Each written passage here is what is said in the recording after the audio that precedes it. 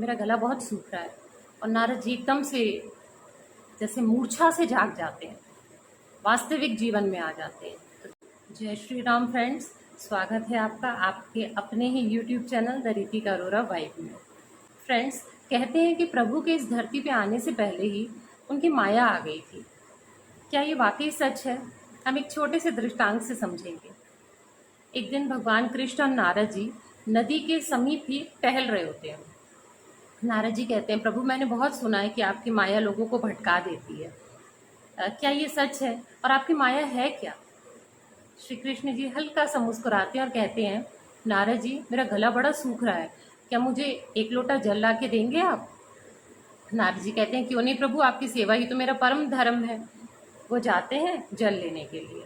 जैसे ही वो जल भरने के लिए नदी के समीप जाते हैं तो वहाँ एक उन्हें सुंदर सी स्त्री दिखती है जो पानी भरने के लिए आई होती है।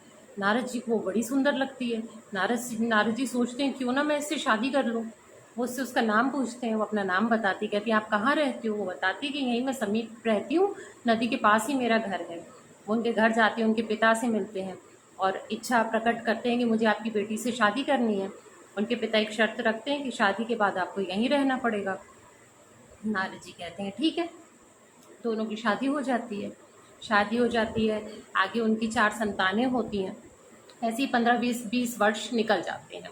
गांव में नारद जी बहुत सुखी जीवन व्यतीत कर रहे होते हैं। अचानक एक दिन बहुत तेज बारिश होकर गांव में बाढ़ आ जाती है।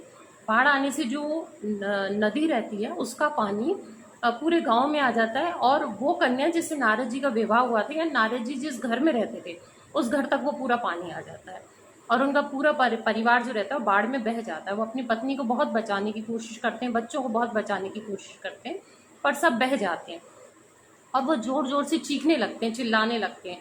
जब नारद जी स्वयं नदी के अंदर डूबने लग जाते हैं तो वो हाथ बाहर करके प्रभु को आवाजें लगा रहे होते हैं, प्रभु मुझे बचाओ, प्रभु मुझे बचाओ। और उनका एक हाथ बाहर होता है और जैसे एक हाथ बाहर होता है नदी के और वो कहते हैं प्रभु मुझे बचाओ, प्रभु मुझे बचाओ, इतने में कृष्ण भगवान अपना एक हाथ नारद जी को दे के कहते हैं, नारद जल, मेरा गला बहुत सूख रहा है।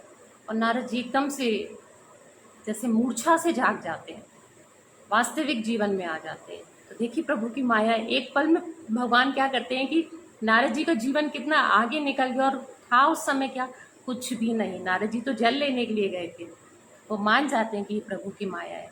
फ्रेंड्स, ऐसे ही हम लोग हैं। जब हम अपने घर के मंदिर में या कहीं बाहर भी पूजा करने के लिए बैठते हैं, जैसे हम नाम सिमरन कर रहे हैं या हम किसी भी समय प्रभु को पुकार रहे हैं, हम नाम सिमरन कर रहे हैं लेकिन हमारा पूरा ध्यान कहीं और है। माया हमें कहीं और लेके गई हुई है। हम किसी विषय में सोच रहे हैं, जैसे किसी शॉप के पास से निकले थे तो वो ड्रेस कितनी सुंदर लग रही थी, या फला व्यक्ति हमारे घर आया था तो उसने क्या पहना हुआ था, किसका घर कैसा है। हम इन सब माया में ही घूम रहे होते हैं और वास्तविकता क्या होती है? ऐसे ही कहते हैं माया के असंख्य हाथ होते हैं जिससे वो हमें अपनी ओर खींचती है, पर प्रभु का एक ही हाथ होता है। उस हाथ को हमें थामे रखना है और हम नहीं थाम पाए ना तो प्रभु को कह देना चाहिए, प्रभु मैं तो असमर्थ हूँ, मुझे अपने साथ इतनी इतनी गहरी जंजीर में बांध लो, मैं चाहूँगी तो उसको तोड़ ना सकूँ, क्योंकि मैं तो मूर्ख हूँ ना। कब मैं छोड़ दूंगी पता नहीं, पर आप जब पकड़ेंगे तो मेरा हाथ कभी नहीं छोड़ेंगे।